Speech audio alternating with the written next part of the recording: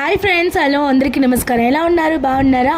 Beetroot తినడం వల్ల ఎన్నో ఆరోగ్య ప్రయోజనాలు ఉన్నాయి. ఎలా తీసుకున్నా మంచిదే. ఈరోజు మీ అందరికీ బీట్రూట్ తురుము ఫ్రై ఎలా తయారు చేసుకోవాలో చూపిస్తాను.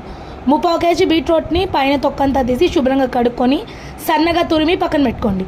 పొయ్యి మీద బాండలు పెట్టి 4 టేబుల్ స్పూన్ల నూనె, 1/2 స్పూన్ జీలకర్ర, 1/2 స్పూన్ ఆవాలు వేసి చిటిపెట్టలాడనివ్వండి.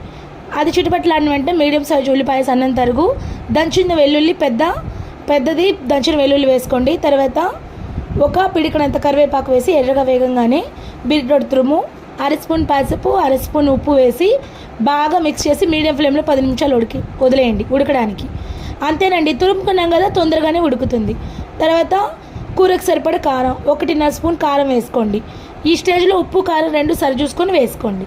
కారం వేసి బాగా మిక్స్ చేసి లో ఫ్లేమ్లో 10 నిమిషాలు వదిలేసాను. అంతే, కమ్మటి బీట్రూట్ ఫ్రై రెడీ. పప్పుచారులోకి అదిరిపోతుంది. నచ్చితే సబ్స్క్రైబ్ చేసి లైక్ కొట్టండి ప్లీజ్.